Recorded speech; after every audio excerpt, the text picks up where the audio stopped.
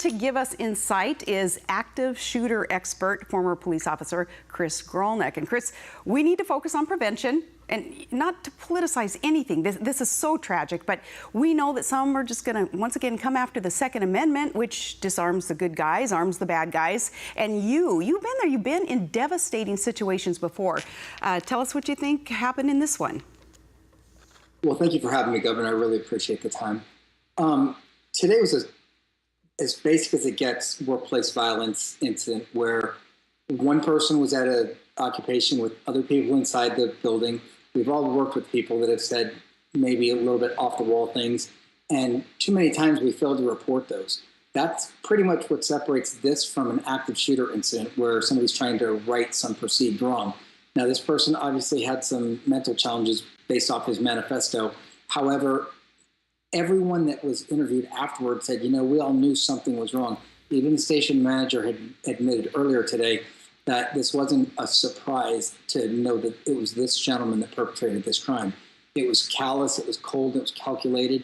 And as you said, Governor, not to politicize this, but it's not gun violence. It mirrors the person that drove their car into the Census Bureau and used their vehicle as a weapon, or the gentleman that flew his airplane into the IRS because he was disgruntled as a former employee there. Just because this person used a weapon, a firearm, doesn't make it, if you will, a quote-unquote specific gun crime. It's simply a crime against people. What are some of the signs then that others can look out for in their place of work, signs of workplace violence, the indicators? We need practical solutions here on how we can prevent this from happening.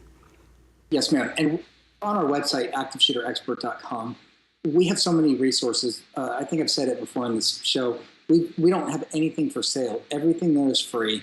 Everything there is based off prevention training. And what you can do is simply use a series of training metrics, if you will, of if you see something, say something that's kind of a worn out statement, but it applies so well because if you hear something, if you know shooters or people that do things of this horrific of a nature, they give warnings, they give indicators, they come at, you know, whether it's their boss or their coworkers. If they're filing reports saying, you know, I'm really upset with this person and I want to get even with them, I mean, that's something that your coworker has to be comfortable enough to go report to their boss or their peer and have their peer report it. But it has to be a self-policing system, and then we can escalate it to the next level and kind of keep an eye out for what type of, you know, kind of tamper down the horrific event. Okay, good. I was going to ask you that, and we do hear that. Some may say it as cliche, but we hear that if you hear something, tell somebody. If you see something, report that. Tell us more about who the authorities would be that we are to go to and tell. Okay, so it starts with, that's a great question. It starts with ourselves, okay? There's 4 parts to these incidents. If we know and we work with a coworker that is maybe slipping at work, maybe he has a marriage problem, maybe he, you know, has begun drinking, or she, you know, there's no demographic to this that we can put our finger on and say, you know, they fit this profile of fill in the blank, active shooter, workplace violence offender, horrific mass murder, or whatever. We know that the first school shooting happened in the 1700s. We know that the earliest female shooter was 5 years old. The oldest documented male shooter is 94 years old.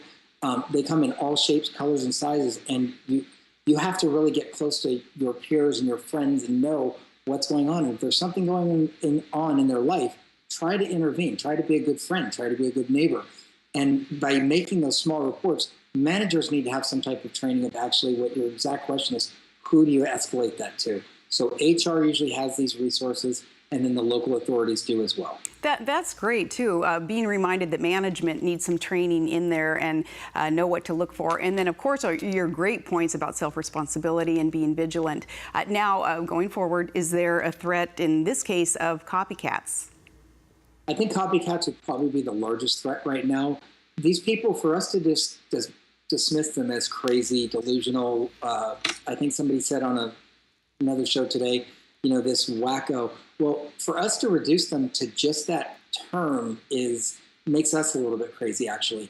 These people are cold, calculated, and serialistic in nature, where they go out and they study the crimes of other people. This person in his manifesto studied the Virginia Tech shooting, the Columbine shooting, and the Charleston, South Carolina Church of Emmanuel shooting. and he marked his bullets. I mean, it's a horrific event. And for us to say that we knew, we're not surprised that this person carried out that crime, there's no blame or shame to the victim or the people that work with. I think that there's a training gap, and we are acting in a society where we respond to things instead of prevent them. And for us to know that we have a react, escape, and survive mentality built within us, and a fight or flight built within us, we need to forget there's that other thing called freeze. And I believe you guys have a graphic that we can put up, if possible, and it shows the two victims, one that was shot in the back from the Chamber of Commerce and the reporter, and they were frozen in time. As the gunshot happened, you could see them physically freeze up. There was no training involved to where they could curb their personality or behavioral modification into, hey, I need to react to this, I need to escape this, and I need to survive this. Now, I know she ran away, but and that didn't help, but I believe that, those few seconds of kind of getting stuck in the middle is what we need to start teaching to prevent. Okay, so kind of that reasonable meme then is you say react, escape, survive. Yes, ma'am. And that's the key to doing so. Do you offer training for different businesses, for we as individuals, so that we can be self-armed and so that we can protect ourselves? Yes, ma'am. We raised a lot of money a few years ago and put out a 26-minute public safety video for free. It's on our website. It's in use from the White House to the neighbors down the street. It is a behavioral modification video with training. And then, of course, the company offers a series of different training packages for corporate, government, education, private industry, all the way down to individual households with people that have some type of threat.